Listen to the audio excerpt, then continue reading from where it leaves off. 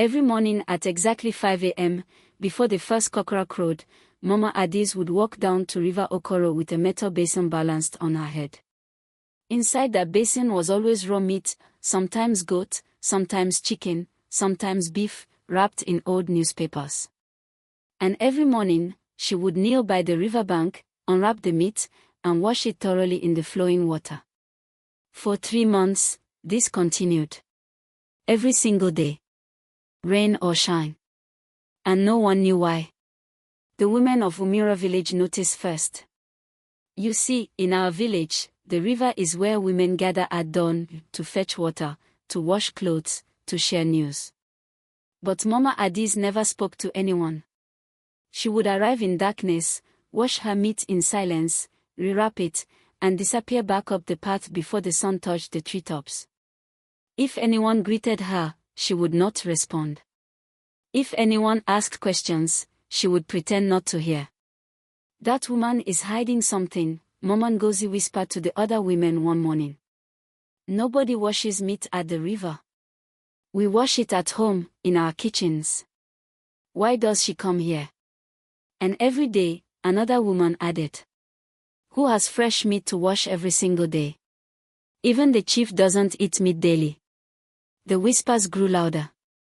Suspicion spread like harmattan wine through dry leaves.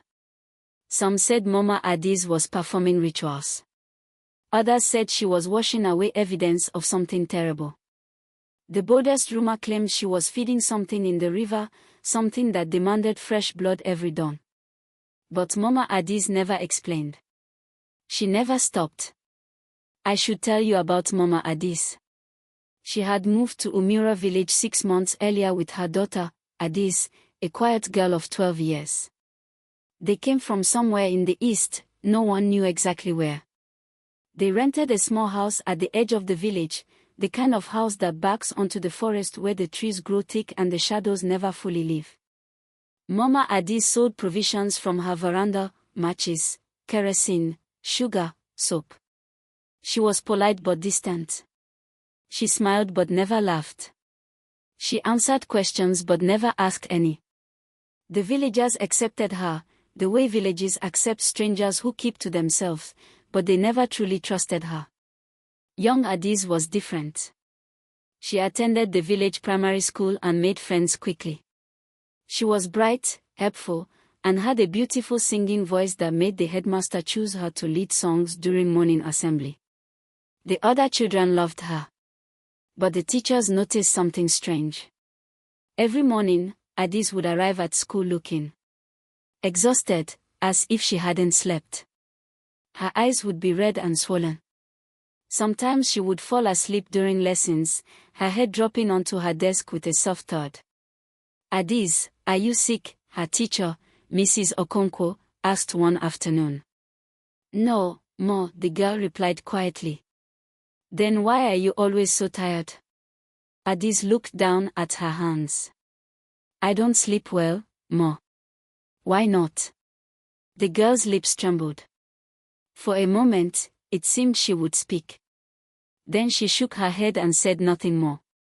Mrs. Okonkwo reported this to the headmaster, who called Mama Addis to the school.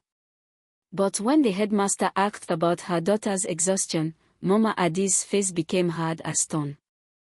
My daughter is fine, she said coldly. If she is tired, it is because she studies at night. Is that a crime? The headmaster could say nothing more. But he didn't believe her.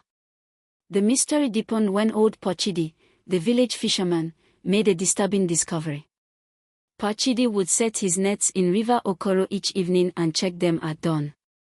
For weeks, he had noticed something odd. His nets would be moved during the night, dragged several meters downstream. At first, he blamed mischievous boys. But then he started finding his nets torn, as if something large and powerful had thrashed against them. One morning, he found something that made his blood run cold. Tangled in his net was a piece of cloth, a wrapper with a distinctive pattern of red and gold. Pochidi recognized it immediately. He had seen Mama Addis wearing that exact wrapper the previous week. But it wasn't just the cloth that frightened him. The wrapper was covered in blood. Fresh blood that hadn't yet washed away completely, despite being submerged in the river. Pochidi pulled the cloth from his net with shaking hands. He looked upstream, toward the spot where Mama Addis washed her meat every morning. Then he looked down at the blood-stained wrapper in his hands. Jesus, Mary, and Joseph, he whispered. He went straight to the village chief. Chief Igwe was a wise man, over 70 years old, with a white beard and eyes that seemed to see beyond the surface of things. He listened carefully as Pochidi explained what he had found. He examined the blood-stained wrapper. He asked questions. Then he did something unexpected. He called for the village's oldest woman, Mama Nena, who was said to have knowledge of spiritual matters. When Mama Nena saw the wrapper, her face went pale. "Where did you find this?" she asked Pochidi. "In my net, downstream from where that woman washes her meat every morning." Mama Nena closed her eyes. She was quiet for a long time. When she finally spoke, her voice was barely a whisper. "That woman is not washing meat," she said. "She is washing her daughter." The words hung in the air like smoke. Chief Igwe and Pochidi stared at her. "What do you mean?" the chief asked. "I have seen this before, many years ago in my grandmother's time," Mama Nena said. "There is a curse. A terrible curse. It is called Onya Abolai, the night hunter. It transforms a person into something else while they sleep. Something that hunts. Something that kills." "You're saying the child?" Pochidi couldn't finish the sentence. "The child doesn't know," Mama Nene continued. "During the day, she is normal. But at night, when sleep takes her, the curse wakes up. She becomes a creature that hunts animals in the forest. When she wakes in the morning, she is covered in blood, animal blood from her night's hunting. The mother must wash away the evidence before anyone sees." "The meat," Chief Igwe said slowly, understanding flooding his face. "She's not washing meat she bought. She's washing meat her daughter killed." Mama Nene nodded. "And she comes to the river because running water can wash away the spiritual traces, not just the physical blood. She is trying to protect her child." "But why 5 a.m.? Pochidi asked. "Why the same time every day?" "Because that is when the curse releases the child," Mama Nena explained. "That is when the girl returns to herself. The mother must be there immediately, to wash her clean before she wakes fully, before she remembers what she has done."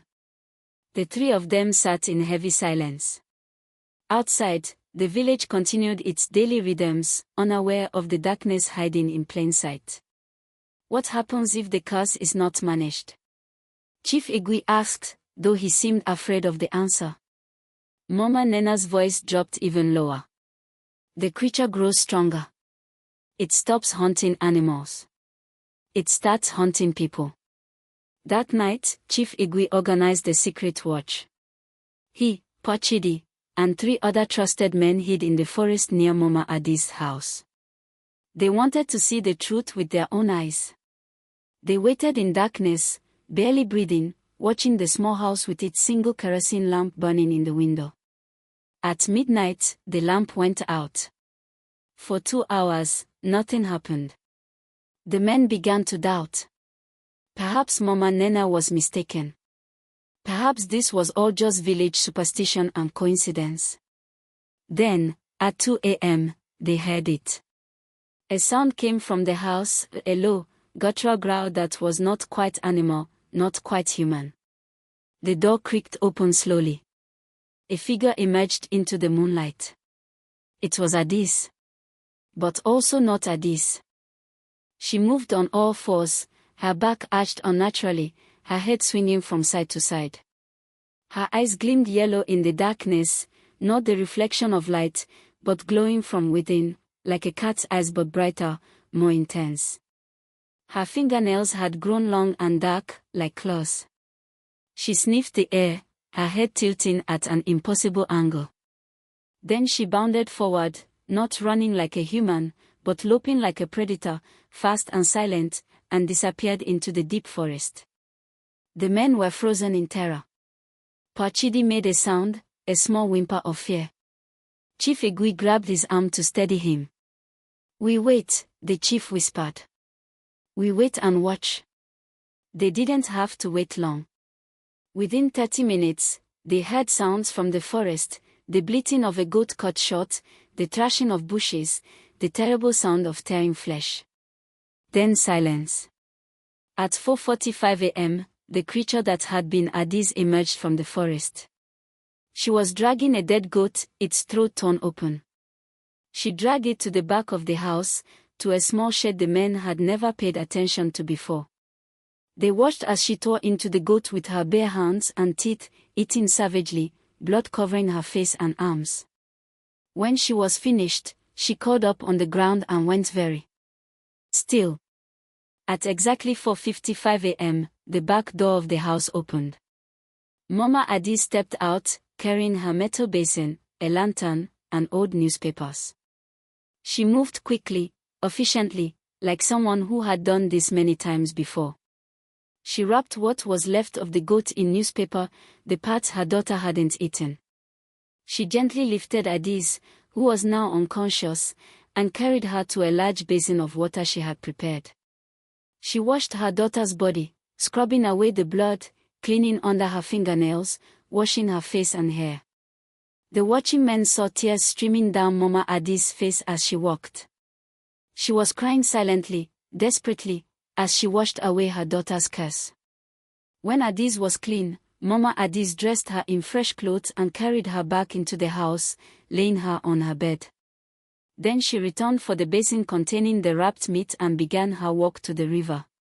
It was exactly 5 a.m. The men finally understood.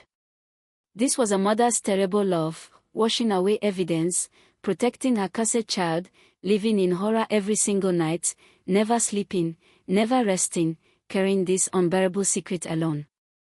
Chief Igwe called a meeting the next day.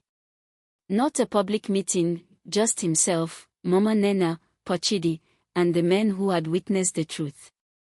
"We must do something," Pochidi said. "The child is dangerous."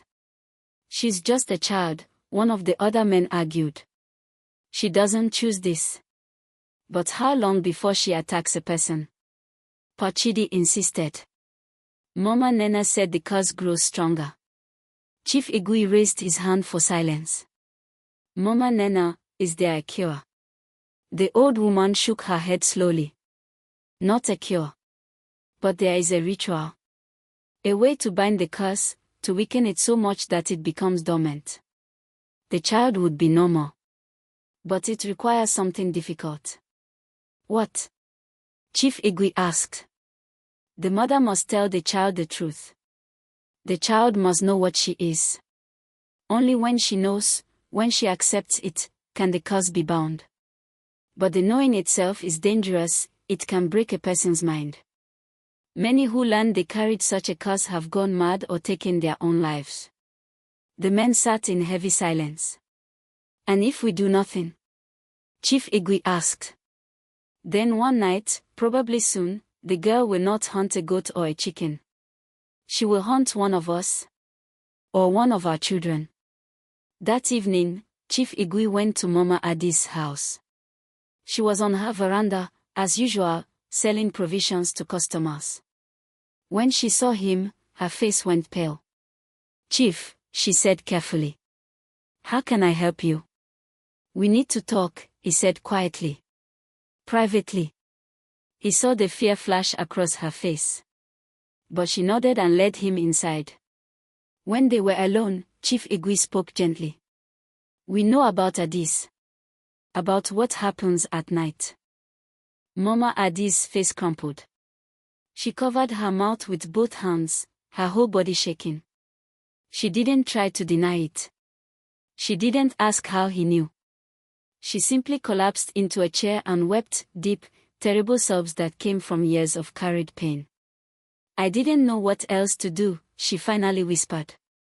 "The curse started 6 months ago, after her father died. He had carried the same curse, but he managed it, kept it controlled. When he died, it passed to her, like it passes through bloodlines. We ran away from our village because people were starting to notice. I thought if I just kept washing her, kept hiding it, maybe it would go away. Maybe she would grow out of it. It won't go away, Chief Igwe said gently. It will get worse. I know, she cried. I know. But she's my daughter. My only child. What kind of mother would I be if I told her she's a monster? If I made her live knowing what she becomes at night? Chief Igwe knelt beside her chair. What kind of mother would you be if you let her kill an innocent person? What happens when that blood is on her hands, and she wakes up one morning and discovers she has murdered someone? Mama Addis wept harder. She knew he was right. There is a way, Chief Igwe continued. A ritual that can bind the curse. But Addis must know the truth first. You must tell her. It took 3 more days before Mama Addis found the courage. She waited until evening, after the last customer had left. She called Addis to sit with her. The girl came happily, humming a song, innocent and unaware. Addis, her mother began, her voice shaking, there is something I need to tell you. Something. About why you are always so tired. The girl's smile faded. Some deep part of her had always known this conversation was coming. Her mother told her everything. About her father. About the curse that lived in their bloodline. About what Addis became each night when sleep took her. About the animals she hunted and killed. About the blood her mother washed away every morning. Addis listened in silence. Her face showed shock, then disbelief, then horror. When her mother finished speaking, the girl sat very still for a long time. Then she asked, in a small voice, "Am I a monster?" "No," her mother said fiercely, grabbing her daughter's hands. "No, my child. You are not a monster. You carry a curse, but you are not the curse. You are my daughter. You are good and kind and beautiful. The curse is something that happens to you, not something you are." "But I kill things," Addis whispered. "I kill animals.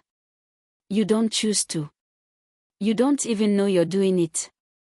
That's why we are going to perform a ritual to bind the curse, to put it to sleep so it can't control you anymore." The girl looked at her mother with tears streaming down her face. "Why didn't you tell me before?" "Because I was afraid. I was trying to protect you. But I see now that I was wrong. You deserve to know." They held each other and cried together, a mother and daughter carrying a terrible burden, but no longer carrying it alone. The ritual took place 3 nights later, during the new moon when the darkness was deepest. Mama Nena led the ceremony at a sacred grove outside the village. Chief Igwe and the elders were present as witnesses. It was a long and difficult ritual involving herbs, incantations, and offerings to the ancestors. Addis had to drink a bitter mixture that made her vomit and shake. She had to speak aloud, naming the curse, claiming her own identity separate from it. "I am Addis," she said, her young voice strong despite her fear. "I am my mother's daughter. I am a child of Umira. The curse lives in me, but I am not the curse. I bind it with my knowledge. I bind it with my will. I bind it in the name of my ancestors." The ritual lasted until dawn. When the first light touched the treetops, Addis collapsed, unconscious. She slept for 2 full days. When she woke, her eyes were clear. She looked rested for the first time in months. The yellow glow that had sometimes flickered in her eyes at night was gone. "How do you feel?" her mother asked, holding her hand. "Light," Addis said. "I feel light. Like something heavy has been lifted off my chest." That night, they waited and watched. Midnight came and passed. 2 a.m. came and passed. Addis slept peacefully in her bed, breathing normally, not transforming. At 5 a.m., for the first time in 3 months, Mama Addis did not walk to the river with a basin of meat. The curse was bound. Not broken, but sleeping. Mama Nene warned that it might wake again during times of great stress or anger, but for now, Addis was free. The village slowly learned part of the truth, enough to understand, not so much that fear would overtake compassion. Some families kept their distance from Mama Addis and her daughter. But others, moved by the story of a mother's love and a child's courage, drew closer. Addis returned to school. She grew stronger, happier. Her beautiful voice returned to morning assembly. She made new friends and stopped falling asleep in class. But sometimes, late at night, she would wake from dreams she couldn't quite remember, dreams of running through forests, of hunting, of freedom and terror mixed together. In those moments, she would go to her mother's room, and they would sit together in the darkness until the dreams faded. And every morning at dawn, Mama Addis would walk to her veranda and look down the path toward River Okoro. She would remember those 3 months of darkness and fear. She would remember the weight of the basin on her head, the blood in the water, the terrible secret she carried alone. Then she would take a deep breath, say a prayer of gratitude, and begin her day. The river still flows. The village still wakes with the roosters. And if you visit Umura today and ask about the woman who used to wash meat at 5 a.m. every morning, the elders will tell you this story. They will tell you it is a story about curses and monsters. But really, it is a story about a mother's love, the kind of love that carries unbearable burdens in silence, that protects even when protection seems impossible, that washes away darkness every single dawn, hoping for light. Some say that on very quiet mornings, you can still hear the sound of water splashing at River Okoro at 5 a.m. But when you go to look, no one is there. Just the river, flowing endlessly, washing everything clean. If this story gave you chills or made you think about the lengths a parent would go to protect their child, please like this video and share it with someone who loves African horror tales. Subscribe to the channel for more stories that will keep you up at night. Thank you for watching.